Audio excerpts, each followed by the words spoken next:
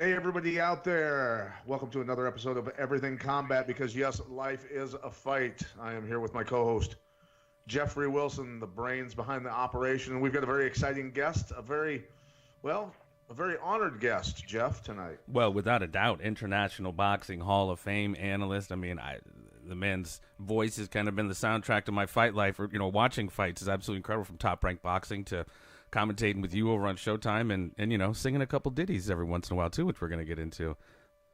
He's done all kinds of stuff. Al Bernstein is joining us. Al, thank you for coming on, buddy. I am delighted to be with you guys. This is a lot of fun. Thanks for asking me.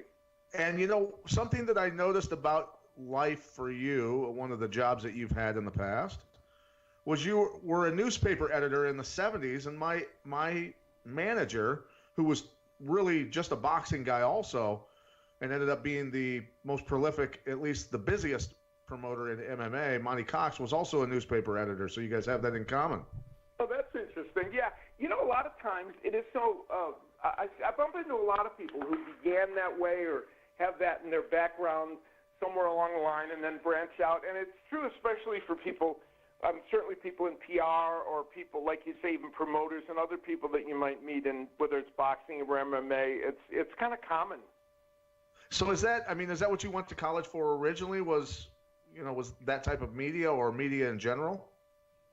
Well, here's the interesting thing. Yeah, I really wanted to be a sports journalist. I wanted to either write or do broadcast work, and I went to the University of Illinois at Chicago Circle, and they didn't have a journalism school, but I worked on the student newspaper there, and the strange thing is, when I got out of school, I started in working in community newspapers and kept working my way up until I was managing editor of this chain of community newspapers at a pretty young age. I was only about 29 years old, so it was kind of weird. But all I really wanted to do was sports, but I kept getting pushed more and more into hard news. And finally, I kept freelancing in sports, writing for different newspapers covering football and other things, and also boxing, obviously, for Ring Magazine and other places, and I wrote a book on boxing.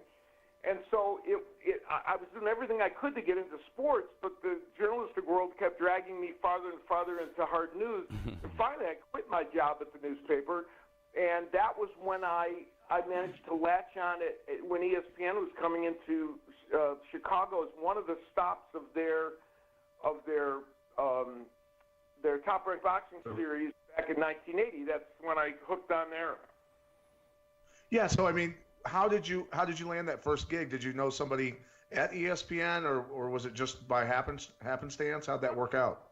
No, here's how I did it. I'd written the book on boxing, and I was writing for Ring Magazine.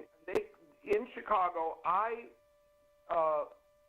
got in touch with them, and I knew the Chicago fighters, and I said, look, I'll just help you guys. And I didn't ask them for any money or anything, and I helped on the broadcast. They interviewed me on one show, as an author, and I gave them information about the fighters, and I provided them with information about the promotion in Chicago and everything. I just basically helped them, and then they're doing a broadcast, and Tommy Hearns was doing a show with Sam Rosen, and Tommy was struggling a bit, and I was there, and they said, why don't you sit in? And I did, and they liked what they heard. And Jamie Alatande versus Mike Bradley was that very first broadcast for you, sir. Good. Wow. Okay, that's doing your research. Hey, I'm diligent, sir. I'm diligent. Nobody knows. Nobody would know that. Yeah, Jamie Alatande and Bradley. And that was the very first fight I ever called. And then they liked what I did, and then they started sending me. They kind of divided the country. This is back in 1980, so they were conscious of airplane flights and everything. They had just started very embryonic stages. And so they sent me to everything that was west of the Mississippi. So that was Chicago and Las Vegas for the most part. And then they had Randy Gordon, who was then doing the shows, who would do the East Coast shows. And eventually Randy left, and I ended up doing all the shows.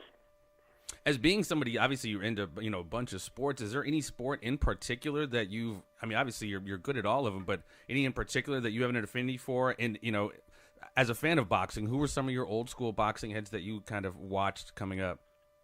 Yeah, the great Don Dunphy, of course, who as a kid I watched him, and he did boxing alone. He never had a color commentator, and he was great. And I later, by the way, he got to be a mentor and a friend to me. In 1986, we were moving the fights to Friday nights, and somebody came up with the idea of interviewing Don Dunphy, and I was thrilled because I'd never met him, and I was only been broadcasting for about 6 years, and I got to interview him, and it was like a wonderful dream come true. Well, he turned out to be a lovely, lovely man, and he became my friend and my mentor. And ironically, his son, Bob Dunphy, directs our Showtime shows, and of course, Pat knows him. That's great. Wow. So it all came full circle, but Don was a mentor and somebody I looked up to. And the other, for doing color, that even though he does it differently than me because he's coming from a different place, another mentor to me was the great Gil Clancy, who was just a wonderful man and a fantastic boxing color commentator. He and Tim Ryan were a great team together. It's amazing you talk about working with Dunphy and that feeling. And I've said this before, and I've said this, while I've done shows with you or just talking to you in person when we were working at CBS Showtime a little bit together. I was David Dinkins, the executive producer over there. I was used to doing shows with Mauro Ranallo, of course, and he said Mauro wasn't going to make it, and that Al Bernstein was going to replace him last minute. And I went, who? He goes, Al Bernstein. I went, wait a minute, I'm working with Al Bernstein? He goes, yeah, you're working with Al Bernstein. I went, oh my God, this is going to be awesome. But I was because I didn't know what kind of person. I go, he's a Hall of Fame broadcaster. What kind of ego does this guy have? I was terrified, but turned out you were the most down to earth person right away, man. It was awesome. Well, that was let me tell you something. That was a wonderful experience. I enjoyed doing that a lot. I ended up filling in for Mauro a couple of times. One time with Stephen Quadros, and then one time with you and Stephen. And it was a lovely experience. And I said at the time to you, and I've said it many times since, there is nobody that does their sport any better than you as an analyst. And one of the ways you can know that is by working with somebody. And for me, obviously, doing a sport that I'm not an expert on, you rely very heavily, obviously, on the people that are the analysts, and you're just trying to make sure that you don't get out of your lane, and you take care of the business you're supposed to take care of, and don't hinder them in what they're going to do. And it was a wonderful experience. What were your thoughts on that fight itself? I mean, the spectacle of what that was. I mean, what is your categorization of it? Was it kind of a freak show? Is it? I mean, we've seen something like this before. Antonio Inoki, Muhammad Ali. I mean, there has been a precedent set for it. But are you talking the McGregor-Mayweather fight? Yes, sir. Yeah. Oh, you mean McGregor-Mayweather? Yeah. No, I was talking about the time I worked with Pat. Oh, I'm sorry. When we did MMA together. Oh, okay. I'm sorry. Cross the streams there. Al can do all sports. Of course. Well, I liked doing the MMA, doing play-by-play in the MMA was a lot of fun because I'll get to McGregor and Mayweather in a second, but doing it on the MMA, doing play-by-play with really terrific analysts, Pat, of course, is phenomenal, and Stephen is terrific, was really interesting because it was an interesting challenge to I've done play-by-play in other sports, boxing, of course, basketball, a little football, some other things, and you don't have to be the biggest expert to do play-by-play and do a decent job if you've done your homework and all the rest. But it was a fascinating endeavor to do it. And one of the things that was interesting is, and you guys know this, the MMA community is a little suspicious of people that drop in a parachute and decide they're going to do mixed martial arts, Or Gus Johnson. But yeah, Gus Johnson, yes. And there have been other times where others have been, and so I was very conscious of trying to make sure that audience didn't see me as some kind of, and they were very kind to me. I got very nice comments, so it was good. But the McGregor Mayweather fight was, that was an intriguing match for so many different reasons.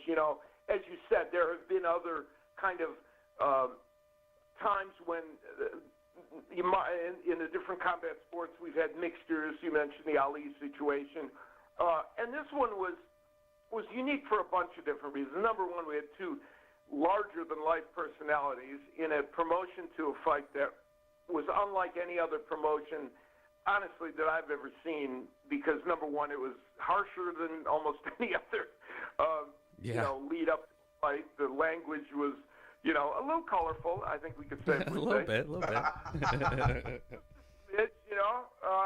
And they weren't going to be able to use any sound bites for PBS, that's for sure. But, it was an interesting, and Pat, of course, and let me say this again, I'll throw another compliment Pat's way.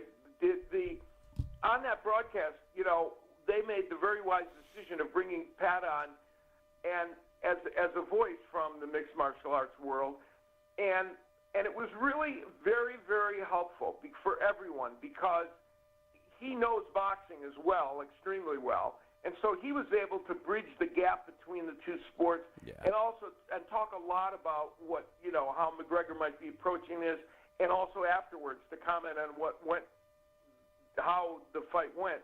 And it was a challenge, I think, for everyone broadcasting it, because you didn't want to treat it like a freak show. You didn't want to oversell McGregor's capabilities as a boxer, and yet you wanted to report it honestly and accurately. And it turned out to be something that was, I thought, entertaining in its own way. And because we didn't treat it like a freak show, I don't know that it came across that way. Right.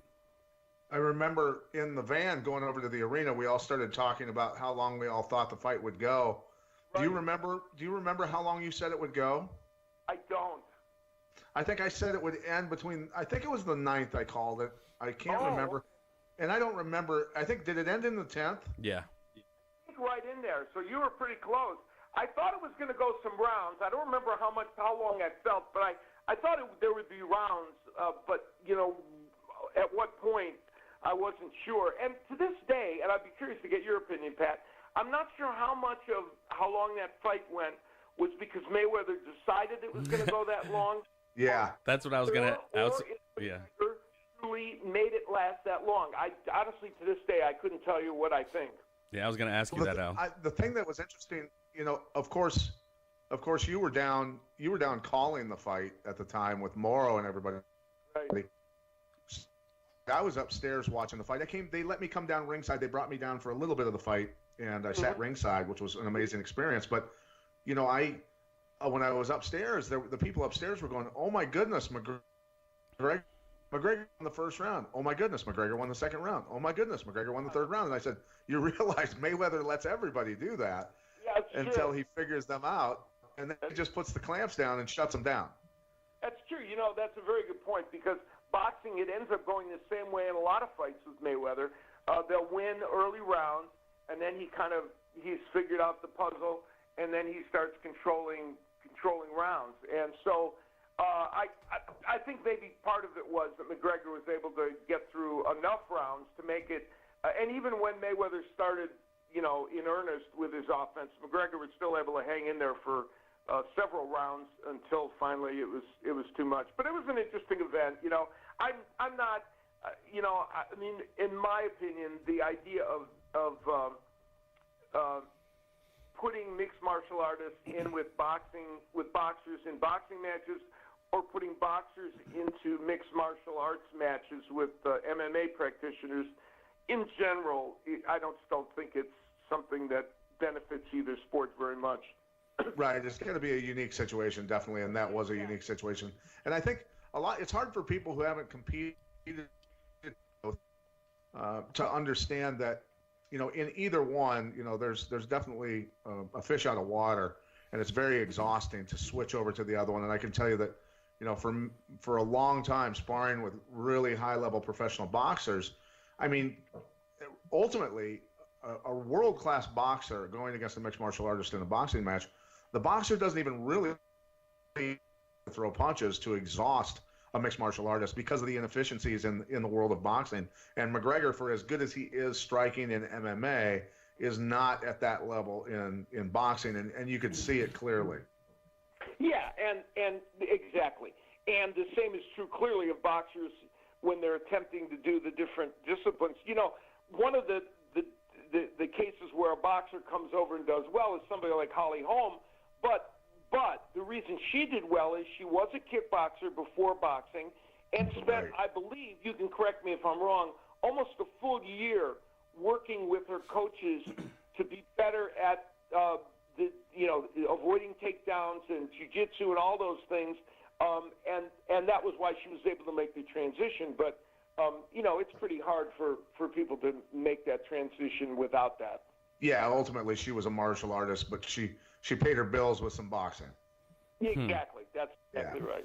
I know we don't have you for too long, but I have to ask you, and Pat, chime in as well. I mean, the evolution of the sport of boxing. When I came up in like the 80s, you had your Hearns, your Haglers, your, Maurice Blocker, Simon Brown, Roy Jones, Meldrick Taylor, all these different rivalries and great fighters at every weight class. Are they still there? We're just not seeing it anymore because of like the rise of MMA. What's happened to the sport of boxing? Why don't we quite see it as the huge event like it used to be in multiple weight classes? Well, the 80s were very special. They were it might have been the best decade in the history of boxing. I mean, I've had the old timers that were there before me, and I asked them that, and that was the decade when I really emerged as a broadcaster, and that decade was so special that it's even hard to compare anything to it. Yeah. And the early 90s as well. But part of the problem for boxing has been that, and of course now, in the last 7 or 8 or 9 years, boxing's had a nice, in my opinion, it's had a good renaissance, a good resurgence in not only the talent that's available, but the interest from fans. It's now on a number of different platforms, just like mixed martial arts is, and I think both sports now are enhanced by the fact that they're on so many different platforms for the fans to see, and I think good matches have been made in the last 6 or 7 years. The actual product that boxing is putting out there is excellent for the most part. There are matches that don't get made, and that's part of the difference between the two sports, because organizations control, the UFC controls a lot of mixed martial arts along with Bellator and a few other organizations, but it's easier for these organizations to make matches that they want to make. Boxing is like the Wild West, it's like, I always call it laissez-faire capitalism run amok. There are no rules. There's no rules. You can't, everybody, all these different people trying to do things, and it's not under one umbrella. So some matches are going to fall through the cracks. But given that, boxing has put together, very, very good matches during this time. And part of that has been rewarded by the fan base kind of, coming back. And I think I've always been, and Pat knows this, I've always been of the mind that mixed martial arts and boxing are not really competitors. They number one, they each have a certain audience that is its own that may not be into the other sport. And then there's this very large umbrella of people who really like both of them. Just love combat sports. Yeah. Yeah, that's it. That's exactly right. And MMA, in a way, helped boxing because it brought a certain group of people into the combat sports tent that may not have come in through boxing. But then once they were there, I think they paid attention to boxing. And I also think, by the way, the McGregor-Mayweather fight, while I said the mixing of the two isn't necessarily a good thing, that particular event, I actually believe, made a lot of fans of mixed martial arts say, I'm kind of, I'm going to check out the boxing thing. Well, and I asked that question with all due respect to like your Triple G's, your Vasily Lomachenko's. I mean, I know there's some incredible talent out there, so I appreciate that answer. Yeah, and speaking of that, what are some of the big matches coming up, Al, that you're going to be calling for Showtime Sports? Well, we're going to probably in July. They're working on Pacquiao Thurman as a pay-per-view, and we hope that that's going to be that one's going to be finalized. In May 18th, we have Deontay Wilder fighting Dominic Breazeale. And, of course, the heavyweight division has now in boxing has stirred up interest again. We had the great fight with Deontay Wilder and Tyson Fury. That was, that was awesome. Great theater and great drama. And how in the world did Tyson Fury get up? Exactly. Resurrected from the dead. Yeah, that was incredible. Yeah, it looked like Lazarus, didn't it? I mean, it was staggering. And so those are coming up. And then the sport has other fights that are percolating. Like Errol Spence may fight Sean Porter. That is a very good possibility. Now, in the heavyweight division also, Alexander Usyk, the cruiserweight champion, who might be the best fighter in the world, even though the cruiserweight division in America doesn't get, a lot of it. Yeah. The cruiserweight division has always suffered from that. They have great fights in that division, and he is a superb fighter. He might be one of the best ring technicians in the sport, period. And he's stepping up in weight. You know, if he can handle the big boys with his skill set, he might be an interesting part of that division. Yeah, I mean, how much weight do you think he cuts, and how big do you think he can get and still move the way he needs to? That's a very good way to put it. I think that he just made a comment recently in which he said, "I'm not going to bulk up. I'm going to get to a comfortable weight, and I don't want to give up my quickness. I don't want to give up my movement." He said, "I'm going to get a little bigger, but I'm only going to get so much bigger. I'm not going to try and match them in terms of," which I think is a smart idea. And I think he beats most of the B-level heavyweights and on down. Or the question is going to be whether the really big heavyweights are too physically imposing for him. That's the question, and we won't know that until he faces one of them. But I tell you what, I'm a believer in him, and I think it'll be fascinating to see, how well he does at that division. So you think he can become kind of Tyson or Evander Holyfield 2.0? Yeah, that's a very good analogy, because Holyfield himself came up for the cruiserweight division in an era when the heavyweights weren't as big. But let's face it, Evander Holyfield had to face Riddick Bowe. I was going to say, yeah. They were big, and while he had mixed success against them, he did have some success. Plus, of course, he ended up doing very well against Tyson, but he was a smaller heavyweight. But so, yeah, Evander Holyfield's a perfect example. I was just watching the video of him against George Foreman, which was a fantastic fight. Now, George was older, but George was good, and he was a big man. And, of course, while he lost to Lennox Lewis and had the questionable draw, he did beat Riddick Bowe in one of their 3 fights. And so a heavyweight of that size, if they fight correctly, can beat a bigger man. And I think Usyk is going to give those guys some trouble. Michael Moore is another one coming up to the cruiserweights to. Michael Moore, perfect example as well.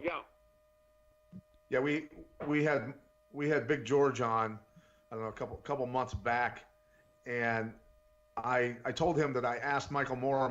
I hung out with him in Miami one time after that title fight, and I asked Michael Moore how hard George Foreman hit, and he goes, "You have no clue how hard a human being can punch until you get hit by Big George."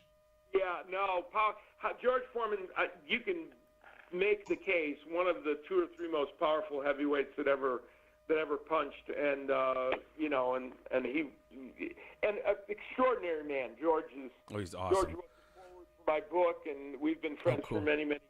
And he's just a delightful guy. Well, I know we don't have you too much longer. If you don't mind, give me with the boxing mind you have, your Mount Rushmore of boxers, maybe +1. We'll give you +1.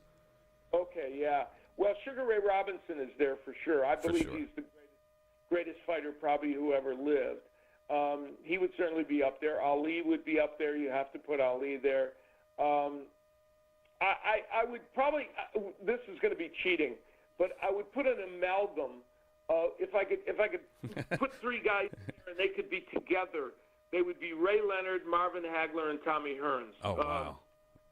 Because the 3 of them mean so much to the sport of boxing, and they're all 3 phenomenal fighters who had fights among each other that were, amazingly thrilling. And so they'd be up there, and Archie Moore would be up there, who won a light heavyweight title won a light heavyweight title at the age of 40 and held on to it for 7 years. Wow. That's insane, isn't it? Fighting very good light heavyweights. So, that's extraordinary. So those would be some of the guys. I'm sure I could, I'd probably miss 20 that Sure. I got you. Yeah, Sugar Ray's at the top of my list as well. Just an incredible fighter. The heavyweights would all be Mount Rushmore, and then you could do a mini Rushmore of Hagler, Hearns, Jordan.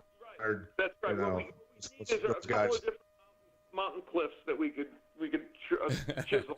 Right. Absolutely.